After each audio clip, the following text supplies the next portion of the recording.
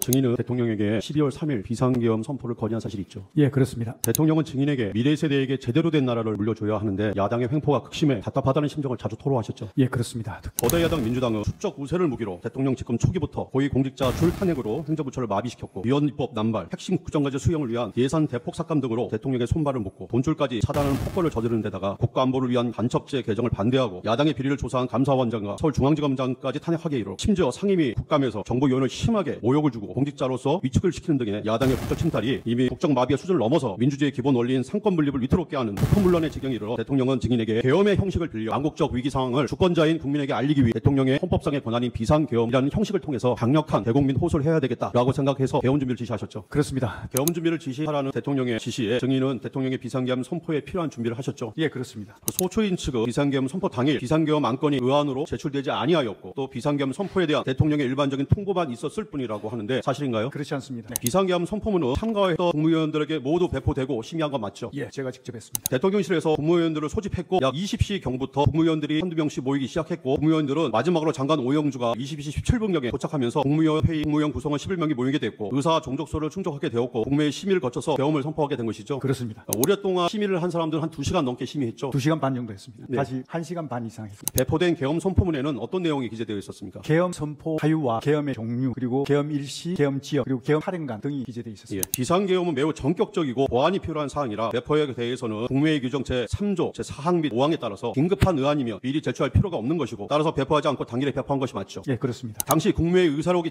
작성되었는지 묻고 싶습니다. 사실 행안부 소관이라 제가 제대로 알지는 못하고 있고요. 다만 그 회의 결과에 대한 결과물은 남아있는 것으로 알고 있습니다. 당시 대통령은 안건에 대해 일방적으로 통보한 것이 아니었고 심의 당시 총리, 경제부총리, 그다음에 외교부 장관의 반대 의견까지 충분히 청취하는 등 심의를 거친 후에 계엄을 선포한 것이 맞죠. 예, 그렇습니다. 20시 30분 경부터 국무위원들이 도착해서 22시 15분 정도까지 국무위원들 오는 대로 심의를 했습니다. 그래서 1시간 30분 넘게 순차적으로 심의가 이루어졌다고 보시면 되겠습니다. 당시 국무위원 중에는 시민 저항과 유혈 살태를 우려하는 국무위원도 있었는데 그때 대통령께서 절대 그런 일은 있지 않을 것이다 라고 또 설득도 하고 또 말씀도 하셨죠. 국무회의 과정에서. 예, 그렇습니다. 증인이 국무회의 당일 경제부총리 최상복에게 꼭 쪽지를 건넨 사실이 있습니까? 예, 있습니다. 제가 직접 건네지 못하고 실무자를 통해서 전했습니다. 누가 작성한 것입니까? 쪽지는? 제가 작성했습니다. 그 내용이 어떤 내용입니까? 첫 번째가 이제 예비비를 확보하라는 것이 있는데 비상계엄이 발령되며 예상치 못한 예산 소요가 나올 수가 있다는 판단에서 기재부에 요청한 사항입니다. 두 번째는 국회 관련 보조금, 지원금 차단하라고 했는데 정치적인 목적으로 지급되는 각종 보조금, 지원금 이런 것들에 대해서 차단을 하라 그런 취지였습니다. 세 번째 국가 비상 입법기구 관련 예산 편성은 긴급재정 입법권을 수행하기 위한 조직을 기재부 내에 구성을 하고 그런 과정에서 필요한 예산이 있으면 편성해라 이런 어떤 취지에서 얘기한 것입니다. 그거 긴급 재정 경제 명령을 말씀하시는 거죠? 긴급 명령도 있고요. 긴급 재정 입법권이 있습니다. 예. 그 입법권안을 시행하기 위해서는 수행할 조직이 필요하거든요. 그런 조직을 기재부 내에 구성을 하고 거기에 대한 예산 편성하라 그런 뜻으로 제가 기록한 것입니다. 그 기구들은 어차피 대통령께서 다시 검토하고 지시해야 가능한 것이고 그 메모 자체로는 제안에 불과하고 아이디어 차원에서 제시한 것뿐이죠. 아, 그렇습니다. 포고령은 증인이 간사에서 직접 워드로 작성한 것이 맞죠? 그렇습니다. 포고령은 과거의 것을 참조해서 작성한 것이죠. 네. 증인이 작성한 포고령을 대통령에게 건네주니 대통령이 이번 계엄은 당과 세력에게 경고를 하기 위한 것이어서 국민들에게 피해가 가서는 안 되니 통행금지 부분은 제외하라고 하셨죠. 대통령은 어차피 계엄은 하루를 넘길 수 없을 것이니 포고령 실행을 위한 기구도 설치가 어렵고 합수당 구성도 어려울 것이므로 포고령을 형식적인 것이라고 말한 바 있죠. 보고서를 드리면 꼼꼼하게 다 보시는데 그렇게 꼼꼼하게 안 보시고 훑어보시고 하신 걸 보면 그 의미가 전달되는 것 같습니다. 증인이 포고령 1호로 기재한 국회 등의 정치활동 금지 문구는 국회 입법활동이나 계엄 해제 거리를 방해하려는 의도로 작성된 것이 아니죠. 그거 아닙니다. 이번 계엄에서 대통령이 증인에게 병력 동원과 관련해서 내린 지침에 대해서 말씀드리겠습니다. 첫째, 국민의 안전이 최우선이고 절대 유혈 사태가 발생해서는 안 된다. 둘째, 군은 최소한으로 투입하되 전원 숙련대 간부로 해라. 셋째, 무력 충돌로 문제가 될 수 있으니까 실탄 취급하지 마라. 넷째, 병력은 국회 경내와 선거관리위원회만 투입해라. 다섯째, 병력은 계엄 선포 후에 투입해라 라고 지시하셨는데 맞나요? 맞습니다. 증인은 대통령에게 계엄을 하기 위해서는 수도권 일대에 있는 부대가 모두 들어와야 하고 1군단, 7군단 최소 2만에서 3만, 최대 5만에서 6만 병력을 동원해야 한다고 말을 했는데 대통령이 이 계엄은 아주 짧게 당국과 세력에게 경고를 하는 차원에서 하는 것이니까 소수만 동원하라고 하셨죠. 네. 이에 증인이 약 3천에서 5천 명 정도의 병력 규모를 건의드렸더니 대통령은 250명 정도만 하고 우발적인 사고가 절대 일어나지 않도록 숙련된 간부들로만 편성된 부대들을 국회에 투입하라고 이렇게 지시한 바 있죠. 네, 그렇습니다. 그래서 간부들로만 구성된 특정사가 고려 대상이 된 것이죠. 네, 그렇습니다. 이에 증인은 250명 가지고는 국회의 질서를 유지하고 경기하기에는 너무 부족하다라고 얘기했더니 대통령이 30명을 더 추가해서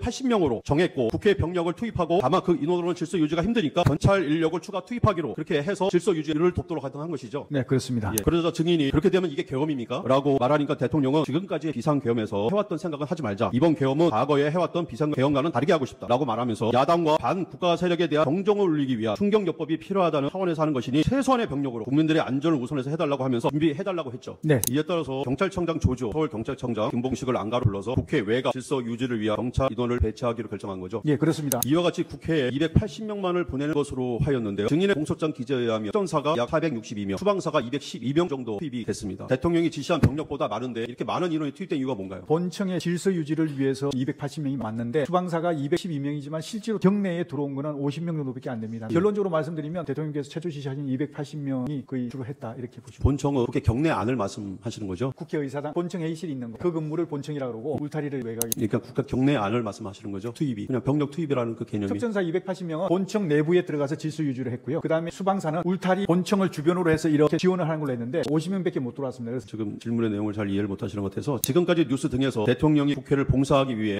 병력과 경찰 인력을 투입했다고 이렇게 하고 있습니다. 증인은 작전분야에서 오랫동안 근무를 해서 잘 알 텐데요. 국회를 봉쇄하고 국회 의결을 바꾸자 했다면 최소한 어느 정도 병력이 필요합니까? 외곽과 내부까지 하면 7,000명 내지 8,000명 정도 투입이 돼야 국회 봉쇄가 가능할 것이다. 이렇게 저는 418차 국회 국방위원회 진술과 국회 내란 국조특위에서 당시 출동한 특전사령관, 수방사령관, 1공수여단장, 707 부대장 등은 지휘관들이 일관되게 국회에 투입한 병력이 실탄을 휴대한 사실이 전혀 없다라고 진술하고 있는데요. 출동한 부대가 실탄을 휴대한 바 없죠. 예, 개인 휴대를 하지 않았습니다. 비상계엄 시에 특전사령관 곽종근은 증인이 곽종근에게 국회로 출동해서 국회 시설을 확보하고 경계하라고 지시하였다고 국회 국방위 등에서 진술하였는데요. 그런 사실은 있죠. 예, 그렇습니다. 시설을 확보하고 경계해라라는 의미가 국회를 봉쇄하라는 뜻입니까? 그렇지 않습니다. 증인의 공소장에 보면은 증인이 수방사령관 이준호에게 비상계엄이 선포되면 국회 봉쇄하고 침투에 관한 임무를 줬다 이렇게 기재되어 있어요. 정작 수방사령관 이준호는 국회 국방위에서 최초 임무는 국회를 경계하는 것이었다라고 말했는데 이런 이준호의 말에 비춰보면은 국회를 봉쇄하고 침투해라라고 임무를 줬다는 건 거짓이죠. 침투와 봉쇄는 상황이 안 맞습니다. 예. 비상계엄 시 민주당사와 여론조사 꽃으로 출동은 증인이 지시한 게 맞습니까? 예, 그렇습니다. 대통령은 처음부터 병력을 국회와 선거관리위원회만 보내라고 지시를 했는데요. 대통령은 병력이 민주당사와 여론조사 꽃으로 이동하고 있다는 말을 듣고 화들짝 놀려서 누가 그곳으로 병력을 보내라고 했냐. 병력 이동을 중지시키라고 지시하셨고 그래서 그곳에는 병력이 투입됐다가 말았죠. 예, 그렇습니다. 대통령은 어차피 국회의 계엄 해제를 막을 수는 없는 것이니까 계엄 당시 의회 출입을 통제하지 말라고 증인에게 지시했고 증인도 이 지시 내용을 예하 지휘관들한테 모두 전파했죠. 예. 당시 증인은 국회에 병력을 투입한 이유가 국회 봉쇄나 침투가 아닌 국회 질서 유지였고 따라서 처음부터 국회를 봉쇄할 계획은 없었죠. 불가능한 얘기입니다. 예, 대통령이 수방사령관 이준호에게 12월 4일 00시 30분부터 01시경에 전화를 해서 본회의장으로 들어가서 하명 일개조로 한 명씩 들쳐업고 나와라 라고 지시했다고 기재되어 있습니다. 대통령이 증인에게 국회의원들 출입 통제를 하지 말라고 지시한 사실에 비춰보며 이준호의 이런 공소장 기재는 사실이 아니죠. 그 제가 이해가 안 가는 게 그런 지시를 하시려면 저를 통해서 하시지 않았겠습니까? 국회 소추단 주장과 검찰 공소장에 따르며 대통령이 또다시 수방사령관 이준호한테 전화해서 아직도 못 갔냐? 뭐 하고 있냐? 문 부수고 들어가서 끌어내. 총을 쏴서라도 문 부수고 들어가서 끌어내라 라고 지시한 것처럼 기재되어 있습니다. 같은 공소장 기재의 내용에 의하더라도 당시 수방사 병력 중에 35특임대 37명만이 겨우 국회 울타리를 넘은 상태였고 나머지 병력은 다 여의도 한강공원, 그다음에 인근 도로, 서강대교 위에 위치하고 있었습니다. 또 이 작전에 대통령도 수방사령관 이준호한테 전화를 해가지고 국회 상황을 물었고 이에 그 이준호가 시민들이 많아서 국회를 들어갈 수 없다는 보고를 이미 받은 상태였는데 또 실탄을 소지한 병력은 단 한 명도 없었고 대통령이 실탄을 소지하지 말라고 강조해서 지시까지 또 하였고 또 군 지휘관들은 국회 직원이라는 데서 실탄을 소지한 바 없다고 증언까지 했었는데 총을 쏴서라도 지시를 했다는 것은 납득할 수 없는 거죠. 맞습니다. 예. 증인의 공소장에 보면 대통령이 공안시 03분경 이미 계엄 해제안이 다 통과되고 난 다음입니다. 이준호에게 또 전화를 해서 국회의원이 190명 들어왔는데 실제로 190명 들어왔다는 것은 확인도 안 되는 것이니 그러니까 내가 계엄 선포 전에 병력을 미리 움직여야 된다고 했는데 다들 반대해서 안 됐다. 그러면서 그래도 내가 두 번, 세 번 계엄령 선포하면 되는 거니까 계속 진행해 이렇게 지시했다고 기재되어 있는데요. 이는 사실과 다르죠. 그것도 이해할 수 없습니다. 그렇죠. 국회 요구결이 01시에 있었는데 01시 3분에 어떻게 이런 지시를 하겠습니까? 대통령은 계엄 선포 후에 병력을 투입하고 지시한 바 있어 계엄 선포 전에는 병력을 움직였어야 된다라고 하는 말은 사실과 다르죠. 그렇습니다. 대통령이 짧게 경고성 계엄을 한다고 누차 방전점에 비춰보면 계엄을 두 번, 세 번 한다라고 말했다는 건 사실이 아니죠. 그렇습니다. 증인의 공소장을 보면 12월 4일 00시 20분경에 대통령이 특전사령관 곽종근에게 아직 국회 내에 의결 종족수가 안 채워진 것 같으니 빨리 국회 안으로 들어가서 의사당 안에 있는 사람들을 데리고 나와 문짝을 도끼로 부수고서라도 안으로 들어가서 다 끄집어내라 라고 지시하였다는데요. 곽종근 국회 국방위와 내란규명 국조특위에서 대통령이 도끼라고 말한 것은 듣도 보지 못했다고 얘기를 했습니다. 일관되게 진술하고 있어요. 또 대통령이 국회 출입을 통제하지 말라고 지시한 점에 비춰보면 곽종근에 관한 증인의 공소장 기재는 객관적인 사실과도 부합하지 않죠. 네, 그렇습니다. 증인의 공소장을 보면 12월 4일 00시 20분에서 35분경에 증인이 특전사령관 곽종근에게 국회의원 150명이 안 되도록 막아라. 빨리 국회의사당 문 열고 안으로 들어가서 국회의원들 데리고 나와라. 라고 증인이 이런 말을 곽종근한테 실제로 한 사실이 있습니까? 없습니다. 곽종근은 계엄 이후에 얼마 안 돼서 민주당 김병주 국회의원이 운영하는 김민주라는 유튜브 채널에 나가서 김병주가 곽종근에게 의원들을 끌어내라 라고 지시한 건 맞죠? 라고 하면서 유도 질문을 하여 마치 증인이 국회의원을 끌어내라고 곽종근한테 지시한 것처럼 하였는데 사실은 증인이 특전사령관 곽종근으로부터 최대 상황을 듣고서 너무 혼잡하다는 보고를 받고 사상자가 생길 수 있다는 판단에 의원이 아니라 요원을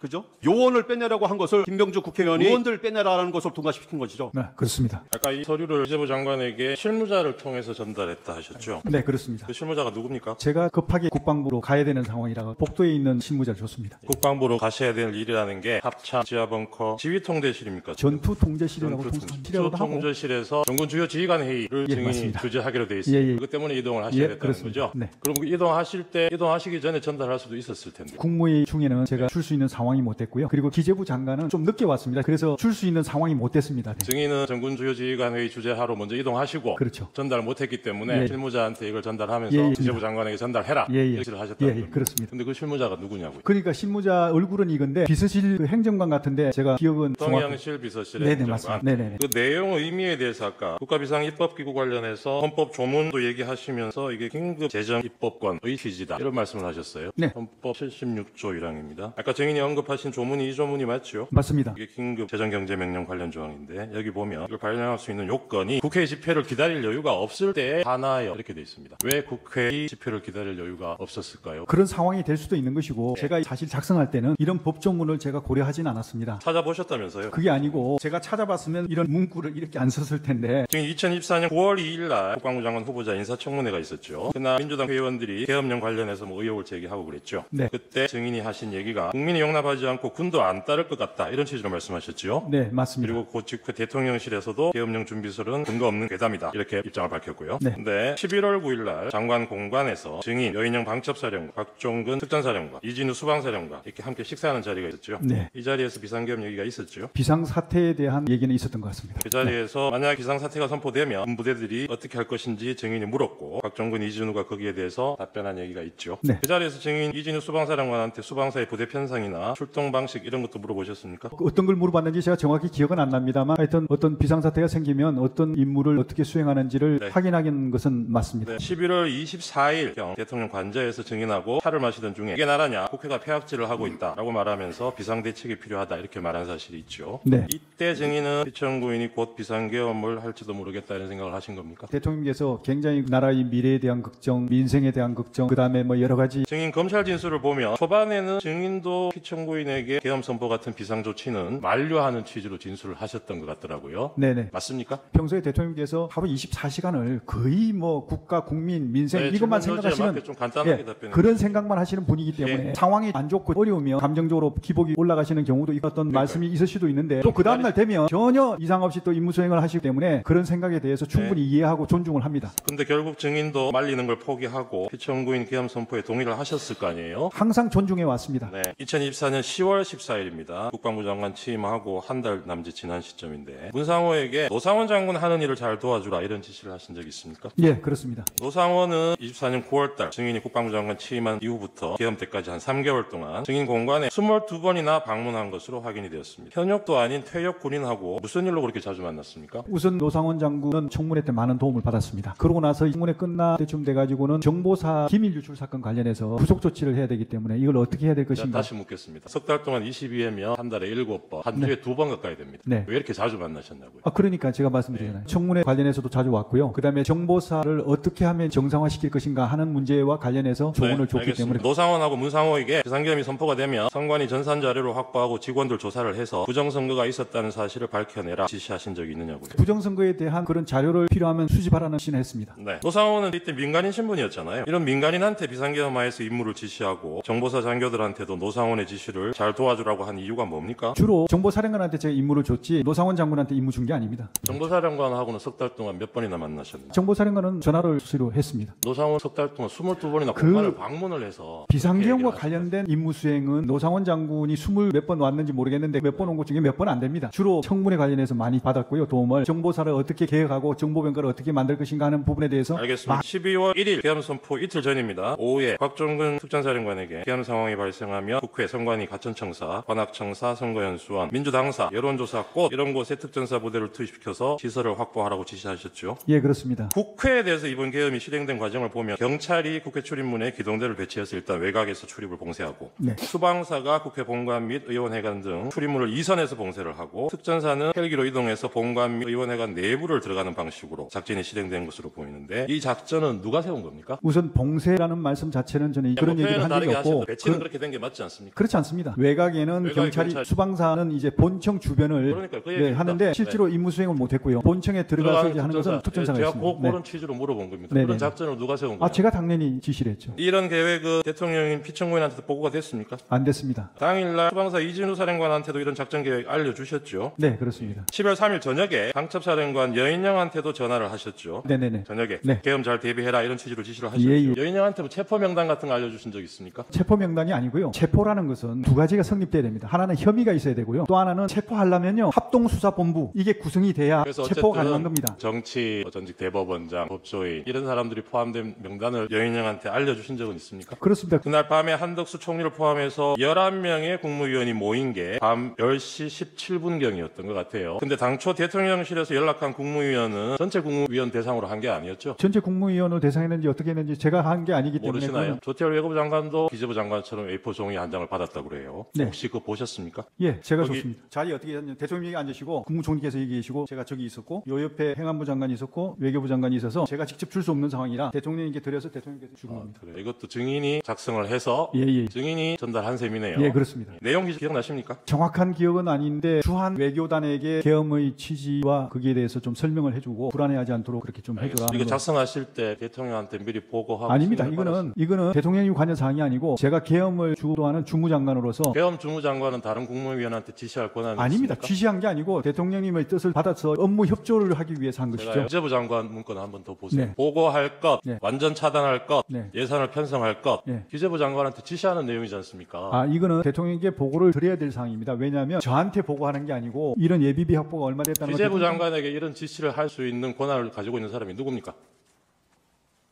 제가 이제 업무 협조를 하면서 요 내용은 대통령에게 보고 드려라 할 수 있지 않습니까? 무슨 말씀인지 잘 이해가 안 되네요. 국무회의 정족수가 채워진 것은 10시 17분경 주신문에도 근데 잠깐만 나왔습니다. 죄송합니다만 저한테 질문지를 주셨나요? 질문지를 원래 안 드려도 됩니다. 드려야 되는 아, 거. 근데 왜 번호를 얘기하세요? 질문지의 번호가 재판관님들 보시기 편하고 아, 저한테는 원래 안 주는 건가요? 네네.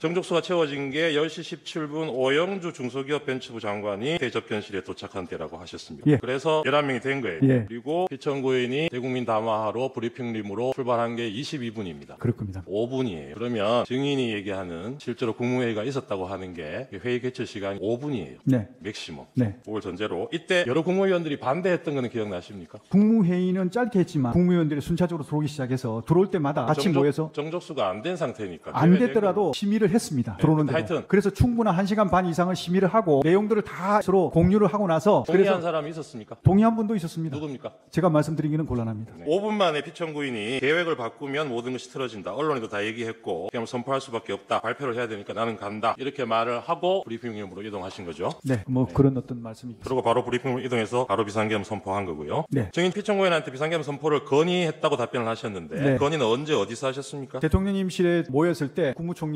대통령님하고 두 분이 얘기를 많이 나누고 있어서 제가 마치 보고를 못 드리는 상황이라 총리를 가지고 거쳐서 건의를 했다 이런 취지신 거죠? 보고를 못 드리는 상황이라 가지고 그 자리에서 놓고 제가 손으로 이렇게 했습니다. 요거 보시라고. 보시라는 게 뭡니까? 그게 이제 계엄 선포문입니다. 계엄 선포문 2017년 계엄 문건 아까 이 자료 증인도 참고로 보셨다 그랬잖아요. 네. 기억나시죠? 아, 예, 예. 거기 보면 안에 이런 자료가 있어요. 국방부 장관이 대통령에게 비상계엄을 건의하는 경우에 이러한 양식의 건의문을 작성해서 국무총리를 거쳐 대통령에게 건의하도록 되어 있는데 이런 건의문 작성한 사실이 있습니까? 그 건의가 바로 계엄 선포문을 계엄 말씀드립니다. 선포문이다. 알겠습니다. 예, 예. 국무회의가 정식으로 열렸다 하더라도 그 심의 절차가 5분밖에 안 걸렸어요. 근데 이 당시 국무회의를 정상적으로 개최해서 1시간 그것도 안 된다면 30분이라도 이 비상계엄이라는 중체대한 조치를 할 건지 말 건지 이런 심의를 할 여유도 없을 만큼 급하게 비상계엄 선포를 해야 되는 무슨 긴박한 상황이 있었습니까? 절차를 준수하기 위해서 원래는 이제 22시에 계엄 선포를 할 계획이었었는데 국무위원들 도착 시간이 늦어지면서 기다려서 30분 늦게 이루어진 겁니다. 그 자리에서 피청구인이 비상계엄은 자신만의 결단이고 그건 뭐 누구하고 의논할 수 있는 일이 아니다 이런 얘기 하셨다는데 기억나십니까? 예, 대통령님의 고유 권한이시기 때문에 충분히 그런 말씀은 가능하다고 생각합니다. 언론에 그날 밤 10시에 특별담화 나간다는 거는 언제쯤 알렸나요? 미리 알려졌는지 안 알려졌는지 그건 잘 그건 모르겠습니다. 증인이 관여 안 하셨어요? 예. 증인은 통화 기록 시간을 보면 국무위원들이 대통령실 하나둘씩 모여들고 있을 때도 수시로 곽종근 여인영하고 통화한 게 확인이 됩니다. 네. 이 통화들은 어디서 하신 겁니까? 대통령실에 있다가 제가 필요하면 잠깐 나가가지고 옆방에서 하기도 하고 복도에서도 하기도 하고 그랬습니다. 알겠습니다. 피청구인이 브리핑룸에서 비상계 대국민 담화를 발표할 당시에 증인은 어디 계셨어요? 그때는 저는 국방부로 갔습니다. 국방부로 이동하셨어요. 예, 예. 10시 반부터 화상회의가 시작이 됐죠. 네. 이 전투통제실에 그러면 언제까지 머물렀습니까? 해제될 때까지 있었던 것 같습니다. 해제될 어디 다른데 중간에 이동하신 적 없습니다. 중간에 이제 잠깐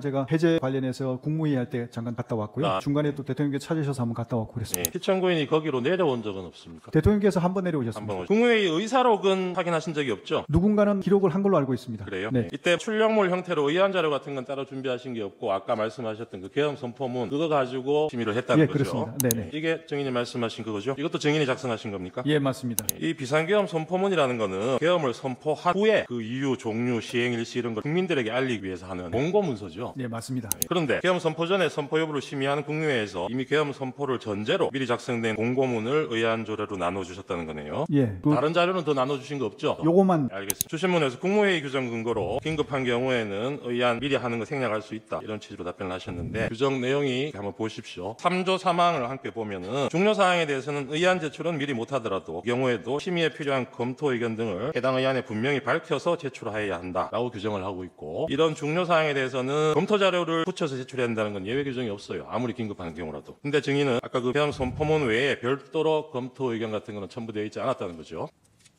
다른 자료 없었다면서 계엄 선포서 말고 네, 맞습니다. 다른 자료는 그거였습니다. 없었다면서 피청구인 대국민 담화하고 한 10분 뒤에 다시 대접변실로 돌아왔죠. 그거는 그때 증인은 모르시겠네요. 그렇습니다. 주재부 장관 거문권 제시하겠습니다. 내용은 아까 뭐 본인이 작성하셨다니까 잘 아실 거고 이 구체적인 문안도 직접 증인이 작성하신 겁니까? 예, 그렇습니다. 타이핑도 직접 하시고요. 예, 그렇습니다. 어떤 컴퓨터로 작성하셨나요? 노트북으로 했습니다. 어디에 예, 있는? 제가 가지고 있던 개인 노트북. 어디에 가지고 있어요? 관사. 관사에. 네. 워드 프로그램 뭐 쓰셨어요? LG 건데 하나 아니 노트북 묻는 게 아니고 한글 이거 뭐 프로그램 작성하려면 프로그램 띄워놓고 하셨을 거 아니에요? 제가 과거에 계속 이렇게 기고문을 많이 썼고 네네. 하다 보니까 그 쓰던 게 있었습니다. 거기에 그 프로그램을 가지고 했습니다. 프로그램 이름이 뭔지는 모르세요? 아, 제가 그 프로그램 이름 잘 모르겠습니다. 두 번째 항을 보면 임금을 포함해서 국회 관련 자금을 완전 차단한다 이런 내용이 있어요. 네. 이거는 국회 활동을 전면적으로 못하게 하겠다는 의미 아닙니까? 그게 아니고 국회를 통해서 각종 지원금, 보조금 이런 것들을 임금도 있어요. 임금은 이건 임금비가 아닙니다. 임금을 명목해서 부당하게 나가는 것들 색출해서 차단하라 이런 뜻이죠. 세 네. 줄짜리 문장에 뭐 많은 뜻이 포함되어 있는 그렇습니다. 거. 제일 문제되는 국가비상입법기구 아까 뭐 답변을 하셨는데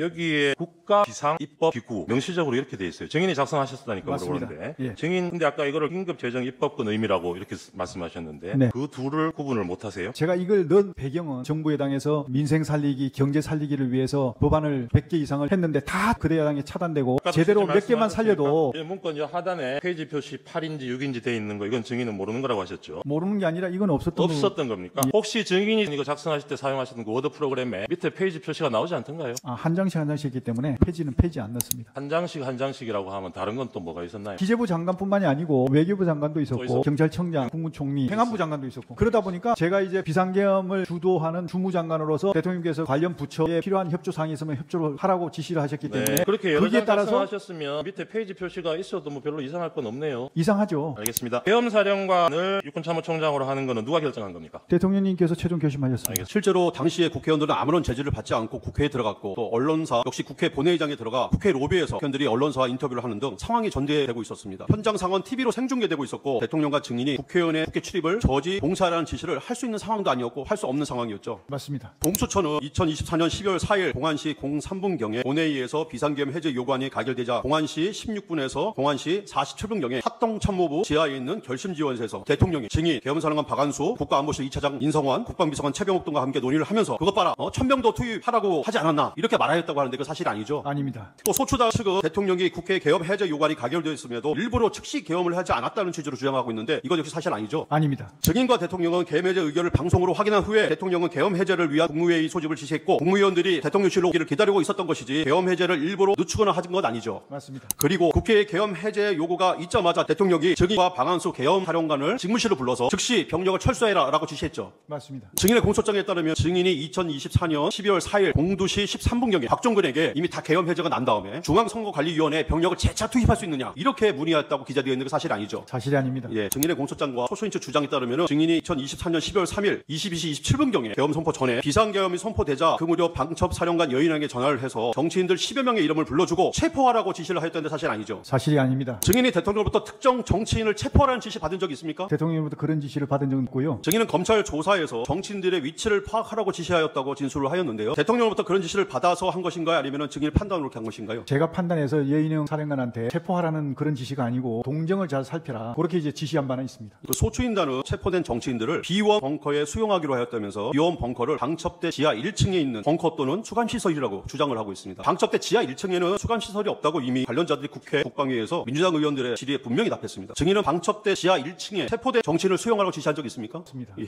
혹시 방첩대 지하 1층 벙커가 아니라 수방사에 있는 비원 벙커를 말하는 것이라면 이 벙커는 체포된 인원을 수용할 수 있는 시설이 아니죠? 전혀 아닙니다. 이유가 뭐죠? 수용을 하려면 기본적인 화장실이나 방마다 간단한 씻는 그런 게 있어야 되는데 전혀 그런 게 안 돼 있습니다. 소추인 측은 국회 비자계엄 해제 요구안이 가결 임박하자 증인이 정치 3명을 우선 체포하라고 여인영에게 지시했다고 합니다. 증인이 여인영에게 체포 지시를 한 적이 있습니까? 합동수사본부가 구성이 안 됐습니다. 때문에 체포조가 운영이 안 되는 겁니다. 예. 그런데 무슨 놈을 체포를 하라고 얘기하겠습니까? 이런 사실을 대통령한테 지시받은 사실도 없죠. 당연히 없습니다. 증인은 공소장에서 검찰이 정치인 체포조가 운영됐다 이렇게 얘기하는데 사실 아니죠. 예. 체포할 기구도 구성이 안 되는데 질문할게요. 어떻게 그게 체포가 이루어집니까? 선관위에 몇 명 가라고 대통령이 지시한 바 있습니까? 없습니다. 증인은 선관위에 어떤 부대를 몇 명 보내라고 누구한테 지시했습니까? 정보사가 시설 확보를 위해서 초기에 투입됐고요. 인원은 정확히 기억하지 못하고 있습니다. 증인은 선관위에 출동한 지휘관들에게 선관위 직원과 핸드폰 등에 대한 압수 또는 체포 지시를 내린 바 있습니까? 그런 사실은 없습니다. 증인은 법관들에 대해서 체포 지시 또는 위치 파악 같은 거 지시 내린 적 있습니까? 없습니다. 대통령께서 증인에게 법관 체포를 지시한 적 있습니까? 없습니다. 포고령 1호에 대해서 좀 설명을 해주시겠습니까? 포고령 1번에 보면 시위 등 일체의 정치활동을 금한다라고 되어 있습니다. 그래서 이제 국회 같은 경우에는 입법활동에 대해서는 보장이 돼야 된다고 저는 생각합니다. 그렇지만 정치활동에 대해서는 통제가 필요하다고 저는 생각하기 때문에 이걸 넣은 겁니다. 국회에서의 정치활동, 정치인들의 정치활동에 대해서는 통제가 돼야 된다. 국회의 정상적인 의정활동이나 합법적인 활동이 아니고 위법적이고 탈법적인 활동을 금지한다는 의미로 넣었다는 말씀이죠? 네. 예. 그리고 아까 비상입법기구 관련해서 헌법 76조 비상입법권을 말씀하셨습니다. 예. 헌법 76조는 긴급 재정명령에 관한 규정이고 그 명령은 입법의 효력이 있다고 해서 그렇게 말씀을 하신 것이죠? 네, 그렇습니다. 그리고 아까 말씀하실 때 대통령께서 평소에 민생 살리기나 경제 살리기 입법 수백 개를 추진했는데 거대 야당의 발목 잡기에 잡혀서 실행을 못해서 안타까워하셨다. 그래서 주인께서 헌법 76조를 활용해서 실행 방법을 강구한 것이 지금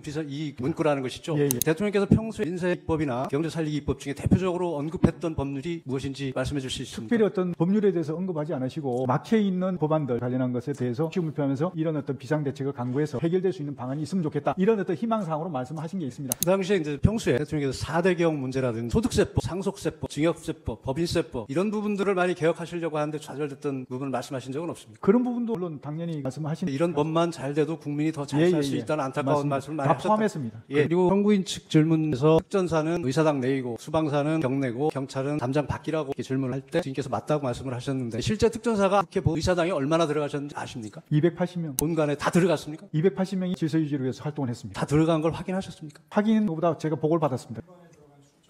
그러니까 그게 지금 오해를 좀 280명은 국회 경내에 들어간 인원을 말하는 거고요. 맞습니다. 이 맞죠? 예. 본청에 본회의장 안에 건물 안에 들어간 사람은 12명밖에 안 돼요. 707부대에 묵 깨고 창문 깨고 그거를 좀 오해를 하시고 예. 건물 안에 있었던 그죠? 게 280명이라고 예. 합니다. 건물 안에. 실제 수방사는 212명이 현장에 갔는데 48명인가밖에 네, 못 맞습니다. 들어가고 50명? 건물 내도 못 들어가고 그렇습니다. 경내 대기했고 그렇습니다. 나머지 병력은 담장 밖에 맞습니다. 대기하고 있었습니다. 예. 또 국회 관계자들의 사무실이 있는 본관 건물이 있고요. 예. 국회 마당이 있고 담벼락 바깥에 경찰이 있었지 않습니까? 예. 근데 특전사 의원들이 그 본관 건물 안으로 한 20여 명이 들어가는 사진을 어제 봤거든요. 네. 근데 거기서 이제 제지를 하고 뭐 이렇게 소화기를 쏘니까 다들 이렇게 나오던데 특전사 요원들이 그러니까 그 본관 건물 밖에 마당에 주로 있었습니까? 아니면은 본관 건물 안으로 그 많은 인원이 다 들어가 있었습니까? 280명은 본관 안쪽에 하여튼 복도든 곳곳에 가 있었습니다. 280명. 장관님께서 구체적으로 병력의 배치 사항을 자세히 파악하시고 있는 건 없으신 예, 거죠? 그렇습니다. 예. 이진우 수방사령관이 24년 12월 7일 날 서울중앙지검에서 조사받은 내용입니다. 장관에게 지시를 받은 것이 국회로 가라는 것뿐이었습니다. 그래서 저는 수방사가 원래 하여야 하는 국가 중요 시설의 핵심 지역 국회의사당에 대한 외곽 경계를 해야 한다고 생각했고 왜 가야 하는지 가서 무엇을 해야 하는지 정확히 몰랐습니다. 그래서 국회 연락관으로 가 있는 양재용에게 병력 배치를 부탁하였던 것입니다라고 진술하고 있습니다. 수방사령관의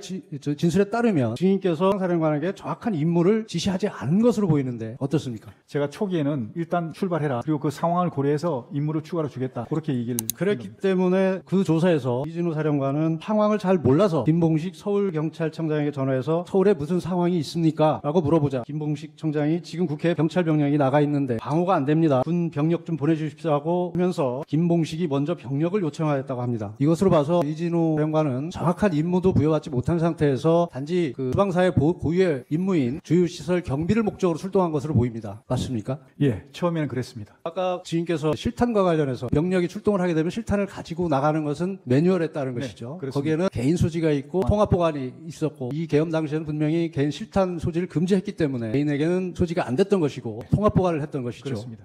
체포 명단과 관련해서 아까 증언을 하셨는데 체포 지시는 없었고 다만 포고령을 위반할 소지가 있는 대상자들에 대한 동향을 파악하라고 동정을 좀 파악해 보라고. 동정을 좀 파악해보라고 하셨다고 네네. 하셨죠. 구체적으로 명단을 몇 명인가 작성은 직접 하셨습니까, 장관께서? 제가 뭐 몇 명인지 세보진 않았는데 네. 대충 이제 3개 당의 당 대표, 그다음에 이제 국회의장, 야당 원내대표, 관심 요주 인물들 이렇게 해서 했습니다. 어쨌든 장관께서 직접 하신 대상자도 있을 것이고 밑에서 보고받은 사람도 있고 예, 그 그렇습니다. 분류가 다르죠. 예. 그래서 전체 명단은 지금 기억 못 하시는 거 맞습니까? 솔직히 다 기억 못합니다. 증인 아까 계엄사령관은 피청구인이 결정하셨다고 그랬는데요. 육참 총장을 계엄사령관으로 결정한 시점이 언제쯤입니까? 12월 1일 같습니다. 아까 국무위원들 모였을 때 부처별로 기재부 장관한테 줬던 것처럼 그런 문건을 하나씩 나눠주셨다고 했는데 총 몇 장이나 준비하셨어요? 정확히 기억은 안 납니다만 한 6장, 7장 정도 될 것 같습니다. 그러니까 행안부 장관, 국정원장, 국무총리도 있었다고 그러셨고. 네, 맞습니다. 외교부 장관. 예. 행안부 장관 혹시 쪽지에 적혀있던 내용 기억나십니까? 아, 그거는 경찰하고 똑같았습니다. 경찰청장. 예. 포고령 초안 증인이 작성하셨다 그랬지 않습니까? 네. 그죠? 그런데 피청구인 지시로 야간 통행 금지 부분을 삭제하셨다고 하셨죠. 예. 피청구인이 포고령에서 나머지 부분 수정한 부분은 없습니까? 예, 없습니다. 네.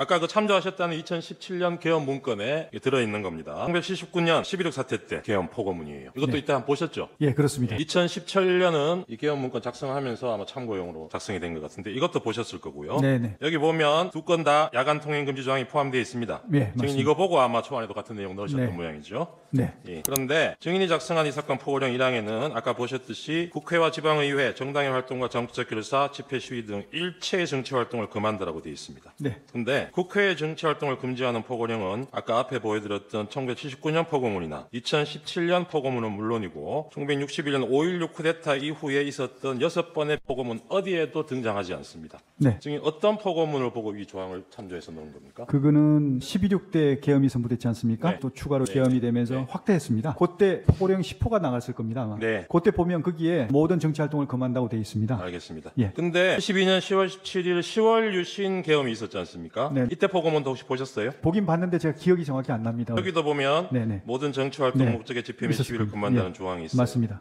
이것도 그렇고 아까 네. 80년 5월 네. 17일 계엄 예. 그 당시에 포고문을 보고 예. 걸 하셨죠. 80년 비상계엄 확대 조치에 대해서 대법원이 이걸 어떻게 평가했는지는 혹시 알고 계십니까? 네, 정확히 기억나지 않습니다. 네, 나중에 한번 확인해 보십시오. 그 우리 헌법하고 계엄법은 비상계엄 상황에서도 국회의 권한은 제한을 할 수 없는 예, 것으로 예, 규정하고 예. 알고 있었어요. 그런데 이런 일항을 넣으셨다는 거죠. 아, 그래서 알겠습니다. 국회에 피청구인도 이 일항 내용 보고 아무런 문제 제기를 안 했습니까? 대통령도. 네, 특별한 언급은 없으셨습니다. 국회가 계엄 해제 요구 의결을 하는 게 정치 활동입니까? 아닙니까? 그거는 정치 활동이 아니라고 생각합니다. 아, 그렇습니까? 국회에 의한 계엄 해제 시도시 조치사항 이런 걸 검토를 했었습니다. 2017년 계엄 문건에. 그 방법으로 정치 활동을 금지하는 포고령을 선포하고 위반 시 현행범으로 체포하는 방안을 제시하고 있습니다. 국회의 계엄 해제 의결 시도를 저지하는 방안으로. 혹시 이 내용도 참고하셨습니까? 있는 거는 확인했는데 이거는 뭐 가치가 없는 것 같아서 별로 그렇게 중요하게 생각지 않았습니다. 알겠습니다. 실제로 국회 출입을 통제하는 그 시간대를 보면 경찰에서는 포고령 선포되기 전에는 일시 국회 출입을 허용했다가 선포 이후에 다시 국회 출입을 전면 통제했습니다. 이 조항, 포고령의 이 조항은 국회의원이 계엄 해제 의결을 위해서 국회 청사내로 들어가는 것을 막기 위해서 넣은 거 아닙니까? 그렇지 않습니다. 그렇게 했다면 본청에 들어오시는 의원님들은 아무도 제재를 안 받았는데 그럼 왜 그렇게 했습니까? 알겠습니다. 이 사건 포고령 5항에 보면 전공의 등 의료인을 대상으로 본업에 복귀할 것을 명하고 위반 시 처단한다 이렇게 규정하고 있습니다. 기억나시죠? 네. 이 조항도 증인이 초안에 포함시킨 것입니까? 맞습니다. 의료인과 같은 특정 직업군에 대한 언급이 계엄사 포고문에 등장하는 것도 이 사건 포고령이 처음인 걸로 보입니다. 이걸 어떻게 이런 걸 넣으셨어요? 당시에 사업이 장기화되면서 의료 시스템 붕괴로 인해 가지고 네. 국민의 건강과 안전에 굉장히 위협을 받고 있었습니다. 알겠습니다. 그래서 피청구인이 초안에 그래서 업무 복귀를 예, 내리겠습니다. 피청구인이 초안에 없던 걸 넣으라고 한 게 아니고 초안 처음부터 증인이 넣었던 내용이라는 말씀인가요? 그렇습니다. 예, 알겠습니다. 2차 탄핵 표결을 앞둔 12월 12일 날 대국민 담화에서 피청구인이 계엄 선포 이후로 부정선거를 언급하고 있는 글이 올라온 적이 있습니다. 혹시 이걸 보신 적 있습니까? 처음 봤습니다. 네. 그다음에 1월 15일 피청구인 페이스북에 자신의 이름으로 올린 글에서 부정선거 증거가 너무 많다. 선거소송 투표한 검표에서 엄청난 가짜 투표지가 발견되었다. 이렇게 얘기한 적이 있는데 이거 내용 혹시 보셨습니까? 지금 여기서 지금 보고 있습니다. 아니요. 이 시점에. 이 시점에는 예. 못 봤습니다. 네, 알겠습니다. 평소에도 부정선거 얘기를 많이 하셨나요? 피청구인이? 부정선거 증거가 너무 많다. 이런 얘기도 하신 적이 있습니까?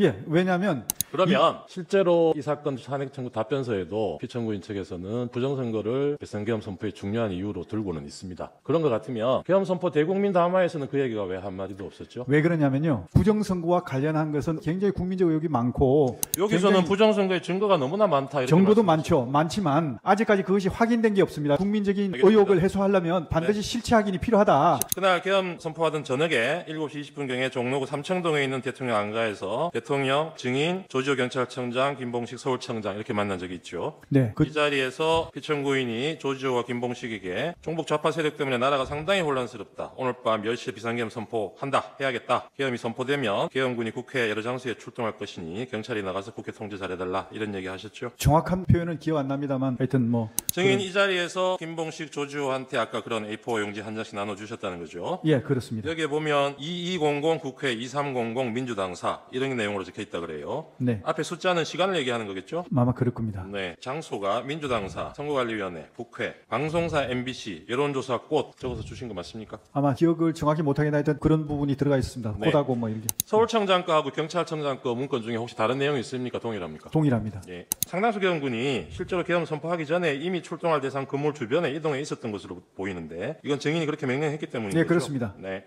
증인 11시 50분 당일 밤에 곽종근에게 707 특수임무단 병력 추가로 국회에 투입하라고 지시하신 적 있죠. 네, 그때 이 본청에 들어가 있는 병력이 너무 적은 것 같아서 정원이 가능하면 그 알겠습니다. 투입하라. 그래서 아까 얘기한 180명이 들어온 겁니다. 네. 한 30분 뒤에 곽종근한테 다시 전화해서 국회의원이 150명이 안 되도록 막아라. 빨리 의사당 문 열고 안으로 들어가서 안에 있는 국회의원들 데리고 나와라. 이렇게 제시하신 적이 있었죠. 그건 불가능한 일입니다. 알겠습니다. 증인 아까 국회의원 국회에 들어가는 걸 못 들어가게 하라고 지시하신 적이 증인도 없고 피청구인도 없고 이렇게 말씀하셨어요. 네, 아까 증인은 국무회의 10시 반 되니까 합참 전투통제실로 옮겨서 예, 지휘관회의 주재를 하시고 거기서 그러면 대통령 국민 담화하는 거는 TV로 보셨겠네요. 그렇습니다. 그 뒤로도 국회 앞 상황 같은 거 TV 화면으로 계속 보고 계셨죠. 그때는 초기 상황에서 제가 조치할 게 좀 많아가지고 화상회의도 해야 되고 화상회의는 언제 끝났어요? 화상회의 글쎄 길게 하진 않았습니다. 한 10분 내외로 한 것 그렇습니까? 같습니다. 그러면 그 뒤에 국회 상황이 어떻게 되는지 그러고 나서 또 지켜보고 뭐 계셨을 것 같은데 그러고 나서 또 저기 계엄사령관한테 보고문하고 뭐 이렇게 예. 하다 보니까 또 그때 방송에 국회 생중계로 계속 비춰주면서 못 들어가는 국회의원이 있고 담을 넘어가는 국회의원도 있고 그 장면이 계속 나왔어요. 아, 네. 그거 보셨으면은 네. 이거 나나 피청구인이 지시한 내용하고 다르다. 다시 지시를 하셨어야죠. 그러니까 제가 업무 이렇게 지시하고 뭐 정리하느라고 그걸 못 TV를 보셨다는 말씀입니까? 수방사령관 이진우도 피청구인 대통령이 직접 그날 자정경에 전화를 해서 국회 상황 어떤지 물어보고 빨리 본회의장으로 가서 4명이 한 명씩 들쳐있고 나오라고 해라. 국회의원이 190명 들었다는데 실제로 들어왔다는지 확인이 안 되는 거고 뭐 해제됐다 하더라도 2번, 3번 계엄령 선포하면 되니까 계속 진행해라. 이렇게 진술을 했어요. 이진우가. 증인은 이 진술이 사실이 아닐 거라고 생각하시는 거죠? 예, 저는 이해할 수 없습니다. 그런데 왜냐하면 피청구인이 이런 지시를 안 했는데 증인의 부하들이 군통수권자인 대통령의 지시를 두고 거짓말을 할 이유가 뭘까요?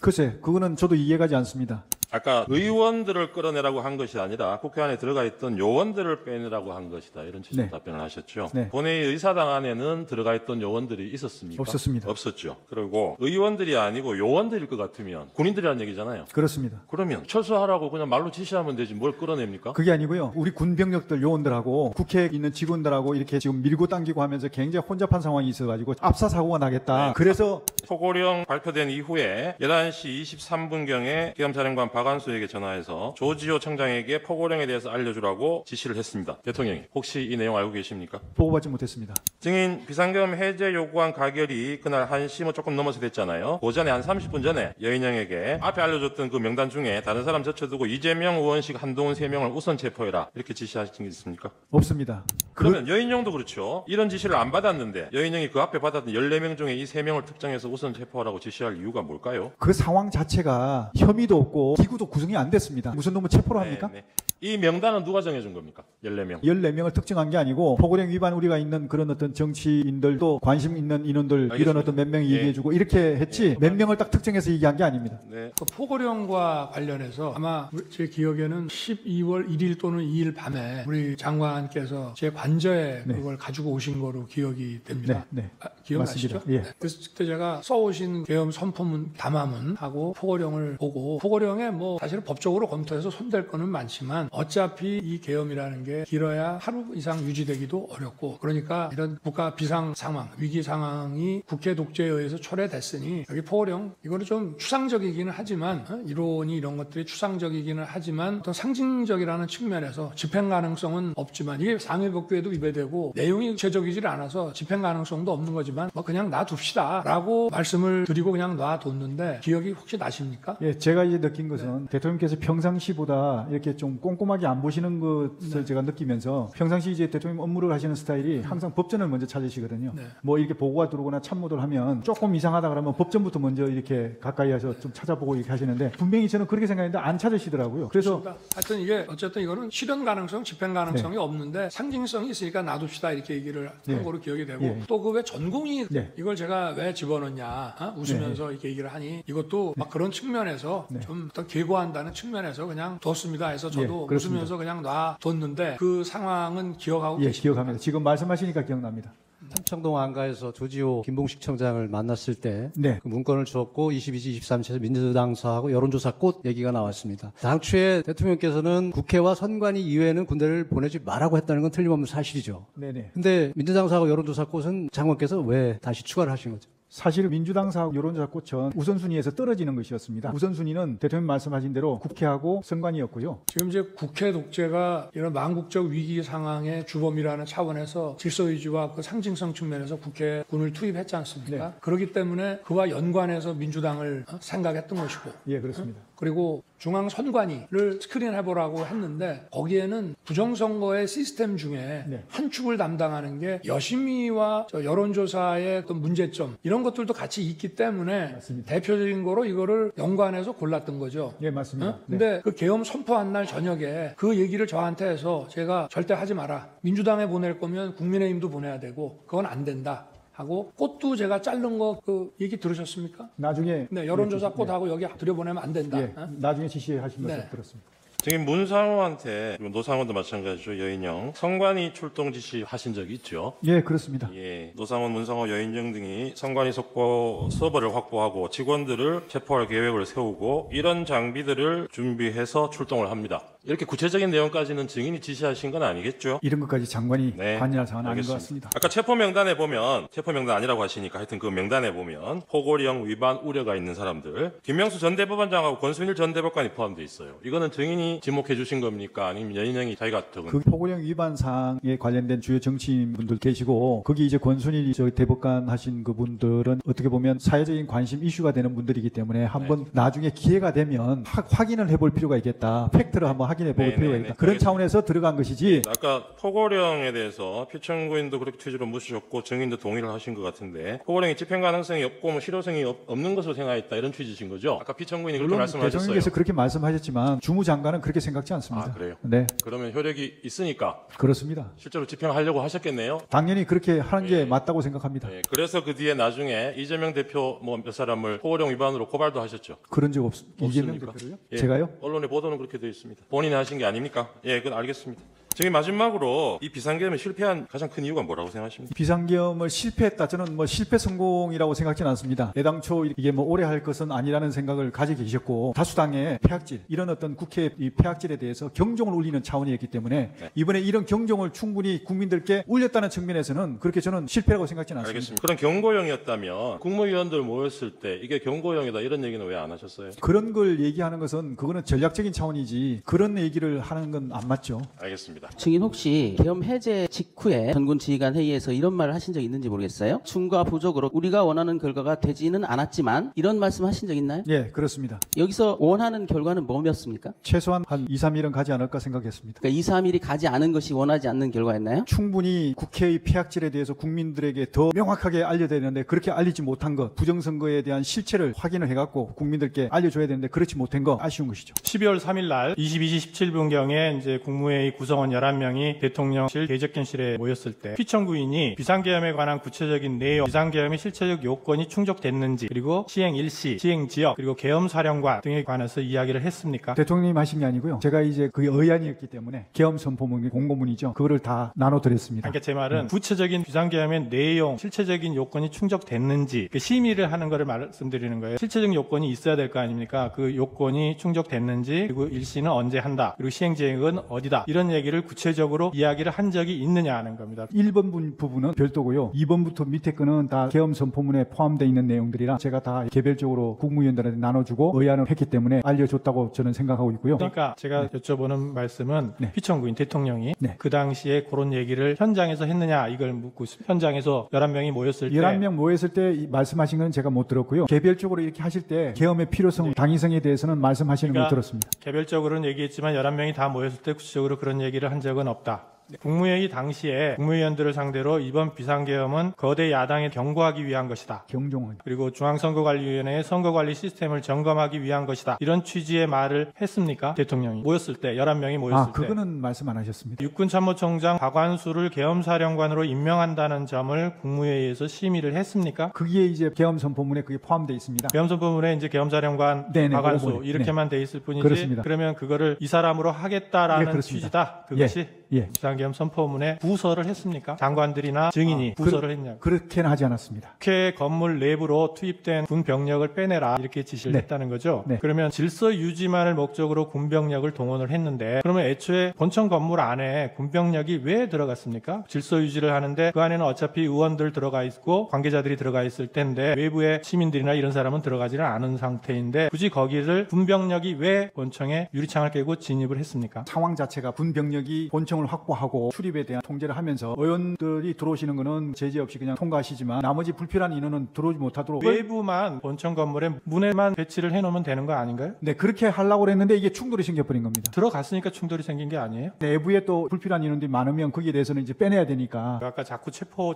이런 얘기가 나오는데 증인은 포고령을 위반할 개연성이 높은 사람들을 몇 명을 추려서 동태를 파악하라고 알려준 것이다. 이런 취지였죠? 예. 그 말이 왜 체포로 바뀐 겁니까? 동정을 파악하라라고만 말씀을 하셨지만 동정을 파악해서 포고령을 위반하면 체포해야 된다. 이렇게까지 말씀을 하신 건 아닌가요 혹시? 그건 아닙니다. 왜냐하면 체포라는 말은 꺼내지도 않았습니까? 그렇습니다. 체포를 하려고 그러면 체포를 할 수 있는 기구가 구성이 돼야 되는데 그때가 안 됐다는 겁니다. 그러니까는 말하자면 이 사람들이 포고령을 위반할 가능성이 높은 사람이니까 동정을 감시해라 그렇습니다. 라고 했다는 말은 네. 아직은 아니지만 추후에 지금 말씀하신 것처럼 체포를 하기 위한 조건들이 있잖아요. 조건이 성숙이 되면 체포를 해야 된다. 이런 취지로 얘기를 한 것이 아니냐 이런 말입니다. 동정을 확인하다 보면 위반 우려가 있고 하면 사전에 예방 차원에서 차단을 해야 될 것이고 그럼에도 불구하고 계속하면 필요하면 체포가 이루어질 수밖에 없는 상황 아니겠습니까? 정인이 12월 3일 국무회의를 하고 피청구이 나가시고 그다음에 국무회의장을 정인이 벗어났잖아요. 네. 그 시간이 몇 시입니까? 대통령하고 같이 나갔습니다. 정인은 검찰에서 조사를 받을 때 변호인 입회 하에 하였고 조서를 확인한 후에 서명하였습니까? 예, 서명했습니다. 이 계엄이 무슨 실패한 계엄이라고 소추인 측이 주장하면서 군인들이 현장에 와보니까 맞닥뜨린 상황이 국회라는 이런 민주정체라는 것 때문에 군인들이 임무를 제대로 수행하지 않은 것이라는 말씀을 하셨는데요. 그거는 저도 마찬가지입니다. 저나 우리 장관이나 군 지휘관이나 다 우리 지금 실무급의 영관급이나 위관급 장교들이 다 정치적 소신이 다양하고 반민주적이고 부당한 일을 지시한다고 할 때 그거를 따르지 않을 것이라는 거는 저희들도 다 알고 있고 그런 전제 하에서 이런 비상계엄 조치를 하고 또 그 조치에 따라서 필요한 소수의 병력 이동을 지시를 한 것이고 그 병력 이동 지시는 합법적인 것이기 때문에 군인들이 거기에 따른 것이고 그 이상 이 사람들이 오바를 하거나 무슨 불법 행위를 한 것은 아닙니다. 그래서 이거는 실패한 계엄이 아니라 저도 빨리 끝날 거라고는 생각했지만 예상보다 좀 더 빨리 끝났다. 그리고 그 이유는 국회가 계엄 해제 요구를 아주 신속하게 한 것도 있고 저 역시도 계엄 해제 요구가 결의가 나오자마자 바로 장관과 계엄사령관을 즉시 군 철수를 지시했고 국무회의를 열어야 계엄 해제를 할 수 있기 때문에 시간은 좀 걸리지만 기다리다가 바로 브리핑룸에 가서 군은 철수시켰고 계엄 해제를 하겠다고 선 발표를 했습니다. 그렇게 해서 끝난 것이지 계엄의 실패 원인이 뭐냐고 묻는 것은 다분히 어떤 의도를 가지고 아까도 증인이 무슨 얘기를 하려고 하면 자꾸 이렇게 딱딱 끊는데 전체적인 이 상황에 대해서는 저희도 대한민국의 어떠한 군인도 정치적 소신과 입장이 다양하고 민주적인 어떤 철학을 다 가지고 있다고 생각하고 있습니다. 증인, 네. 저 문건 증인이 작성했다고 했죠. 맞습니다. 제일 아래쪽을 보면 국가 비상 입법기구 관련 예산을 편성할 것이라는 내용이 있습니다. 네. 저 내용이 왜 필요했습니까? 예, 요것은 민생 관련한 입법, 경제 살리기 관련 법안 100여 건이 거대 야당에 막혀가지고 정지가 돼 있는 상태다. 제대로 좀 작동이 되면 국민들의 삶이 훨씬 더 나아질 텐데 이런 부분들을 할 수 있는 방안을 강구해봤으면 좋겠다. 그런 생각에서 이렇게 다운댓글을 보면 국회 관련 각종 보조금, 지원금, 각종 임금 등 현재 운용 중인 자금 포함 완전 차단할 것 이리 돼 있거든요. 네. 그런데 지금 증인이 말씀하시는 그런 입법을 하려면 결국 국회가 해야 되는데 입법은 국회가 하는 거니까. 그런데 가운데 거는 왜 쓰셨어요? 저거는 국회를 정지시키겠다는 아닙니다. 이게 국회 관련된 사항이 아니고 국회를 통해서 지원되는 단체가 있습니다. 그런 단체의 보조금, 지원금 이런 것들을 차단하라는 그런 뜻이죠. 예를 들어서 저거를 국회의 존재를 부정하고 그런 내용이라면 기재부 장관이라는 거는 국회가 만든 예산을 그 예산 범위, 예산의 틀 내에서 무슨 일을 하는 것인데 저거를 만약에 굉장히 아주 극도의 정치적인 차원으로 이해를 한다면 더구나 계엄에 대해서 반대를 하는 기재부 장관에게 줄 내용은 저는 아닌 것 같습니다. 저거는 예산의 틀 안에서 한다는 취지로 밖에 보지 않을 수 없는가 하는 게 저도 지금 문건을 보면서 갖게 되는. 근데 저기에 보면 임금이라고 되어 있어서 네. 월급 주지 말라는 그 뜻이에요. 임금비 이런 개념이 아니고 불법 임금들이 많다고 얘기를 들었습니다. 부정적으로 나가는 임금 이런 것들을 색출해서 차단해야 되겠다 이런 개념이었습니다. 저런 거 아니겠습니까? 저 잠깐 네네. 포고령 1항을 보면 예. 국회와 지방의회, 정당의 활동, 일체의 정치 활동을 금한다 이렇게 돼 있거든요. 예. 저 기획재정부 장관에게 준 기재 내용하고 이 포고령의 제1항을 이렇게 종합해서 보면 결국은 가장 주된 목표가 입법기구인 국회의 기능을 정지시키겠다 하는 그런 의도가 있는 것으로 보이거든요. 저는 솔직히 그렇게까지 하진 않았습니다. 국회 입법 활동은 당연히 존중돼야 되고 보장돼야 된다고 저는 생각하고 있습니다. 다만 정치 활동은 국가 체계를 문란하게 할 수 있으니까 이런 활동은 제한시킬 필요가 있다. 이런 판단에서 증인께서 국회에 병력을 투입시킨 이유가 국회 봉쇄나 침투가 아닌 국회 질서 유지였고 따라서 처음부터 국회를 봉쇄할 아무런 계획도 없었다 이렇게 말씀하셨어요. 네. 그런데 실제로 보면 국회의장께서도 출입구로 못 들어가서 담을 넘어서 일부 국회의원들께서는 차단한 병력들이 진출로를 열어주지 않아서 국회에 못 들어간 경우도 있었거든요. 증인께서 말씀하시는 거하고 달리 실제로는 국회 봉쇄가 목표가 아니었나 하는 정황들이 많이 보이는데 그 점은 어떻게 생각하세요? 저는 생각이 좀 다른 게 봉쇄를 했다 그러면 국회의장님이 담을 넘어가서는 안 됩니다. 담을 넘어갈 수 없어야 맞는 겁니다. 그건 봉쇄가 안 됐다는 겁니다. 출입구는 왜 막았을까요? 출입기구 위주로 출입을 통제한 것이죠. 그러니까 출입 통제라는 의미가 출입을 완전히 전면 금지한다는 의미가 아니고 출입 통제라는 의미에는 근데 국회의원들을 막았잖아요. 국회의원들 중간에 다 시켰지 않습니까? 저는 그렇게 알고 있는데 막았다가 통과시켰다가 또 다시 막았죠. 그건 제가 잘 모르겠는데 저는 이제 통과를 시킨 걸로 좀 알고 있었거든요. 증인이 생각하는 이 사건 계엄의 목적은 거대 야당의 경종을 울리고 부정선거의 증거를 수집하기 위한 것 이렇게 정리하면 됩니까? 네. 이 사건 계엄의 목적이 다시 정리하겠습니다. 이 사건 계엄의 목적은 거대 야당의 경종을 울리고 부정선거의 증거를 수집하기 위한 것이다. 부정선거에 대한 증거를 수집한다는 게 부정선거에 대한 실체를 제대로 파악을 해서 이러한 이유로 비상계엄을 선포할 수 있다고 생각을 하시는 거죠. 그러니까 이러한 목적을 위해서 비상계엄을 선포할 수 있다 이렇게 생각을 하시는 거죠. 그 비상계엄 요건은 대통령님께서 판단하시는 것이기 때문에 대통령님 몫이라고 생각합니다. 국가 비상 입법기구 입법 권한을 실행할 기구를 아마 생각을 하신 것 같아요. 그러면 공화국 당시에 국가 보위 입법 회의하고 좀 같은 성격으로 보면 되겠습니까? 아닙니다. 그거하고는 다릅니까? 전혀 다릅니다. 이거는 기재부 장관이 할 수 있는 역할을 하라는 거거든요. 비상입법기구 단어 때문에 오해가 있는 것 같습니다. 이게 비상입법기구를 생각하셨을 때 이게 국회를 대신하는 입법기구를 생각하신 건 아니죠. 그럴 것 같으면 제가 국부 총리한테 줘야 될 이게 거예요. 자꾸 과거의 국보위를 연상시켜서 국회를 해산시키고 국회를 대체하는 무슨 입법기구를 만드는 것처럼 오해를 하고 있는 것 같아서 그거는 제가 쓸 때 잘못 실수를 한 것 같습니다. 계엄을 선포한 사람은 대통령인 저 자신이니까. 아까 계엄 선포의 이유를 장관에게 물어보셨는데요. 계엄 선포의 이유는 야당에 대한 경고가 아니고요. 주권자인 국민에게 호소해서 엄정한 감시와 비판을 해달라는 것이지 야당에 대한 경고는 아무리 해봐야 소용이 없습니다. 야당에 대한 경고가 먹힐 거면 이런 비상계엄을 할 필요가 없습니다. 주권자인 국민에 대해서 한 것이고요. 그리고 국보위라는 말씀을 자꾸 하시는데 국보위라고 하면 기재부 장관한테 얘기한다는 것 자체가 완전히 넌센스고 국보위를 하는 만약에 상황이라 그러면 이런 거 줄 필요 없습니다. 국보위에도 재경분과위원회라는 게 옛날에 있는 거로 알고 있는데 그런 데서 그냥 해버리면 되는 일이지 예산을 집행하는 기재부 장관에게 이거를 줄 이유는 저는 없다고 생각하고 만약에 그런 거라고 하면 그거는 고도의 정치적인 문제이기 때문에 특히 그날 와서 계엄 선포에 대해서 금융 경제적인 차원에서 이거를 반대하는 기재부 장관이라는 예산 실무 장관에게 이거를 준다는 거는 앞뒤가 안 맞고, 아마 제가 민생입법을 방해하는 거기에 대해서 비상 긴급 재정경제 명령 같은 거 제가 대수비에서도 얘기를 하고 장관도 아마 들었던 것 같습니다. 이게 국회의 입법을 기다릴 시간이 없는 거냐? 맞습니다. 입법을 하려면은 뭐 몇 년을 했는데도 안 됐고, 또 입법하는 데는 어마어마한 시간이 걸립니다. 자기들이 필요하면은 며칠 만에 그냥 통과시켜 버리지만, 반대하면은 입법이 거의 봉쇄가 되기 때문에 시간을 아무리 가져도 할 수 없으니 선제적으로 긴급 재정경제 명령을 발했을 때 만약에 거대 야당이 반대를 해서 불승인을 하게 되면 또 이게 전부 사상 누각이 되는데, 이런 계엄 같은 거를 하는 상황에 국민들의 여론이라든가 이런 게 좀 바뀐다면 이런 걸 한번 검토해 볼 수 있지 않나. 저도 처음에는 무슨 말인지를 몰랐는데 오늘 얘기하는 거를 보니 그런 거는 같습니다. 그런데 지금 우리 재판관님들께서 의문을 가지시는 국보위 같은 개념이라면 그런 거를 시행하려고 하면 군이 출동하기도 전에 먼저 대국민 계엄 선포 담화를 하고 군이 1시간 후에 국회에 들어갑니다. 제가 봤습니다. 계엄 선포하고 군 이동 지시를 그러면 얼마 걸리냐 그랬더니 1시간 이상 걸립니다. 그러면 그 사이에 들어갈 사람은 들어갈 것이다. 국회가 개회 중이고 또 의원회관에도 많은 사람이 있고 소통관에도 또 인원들이 있기 때문에 아직도 예결위가 끝나지 않은 상태니까, 그래서 이거를 막지 않고 국회라는 시스템을 인정하는 한도 내에서 이걸 한 것이기 때문에 그렇게 한 것이고요. 뭐 일부 뭐 못 들어갔다라고 얘기를 합니다만 그럴 수는 없습니다. 다 서울경찰청에서도 입구에서 전부 다 들여보냈고요. 군이 도착하기 전에 다 들여보냈고, 어디 뭐 통제가 한다 하니까 먼저 들어가려고 담을 넘어가신 분은 계실지 모르지만 90명이나 시간 내에 들어와서 계엄 해제 논의를 해가지고 효력 발생 시간이 11시인데 1시에 벌써 계엄 해제 요구 결의안이 통과됐다는 것은 그 사실 자체만으로 보더라도 이거를 통제하고 막지 않았다는 것을 의미합니다.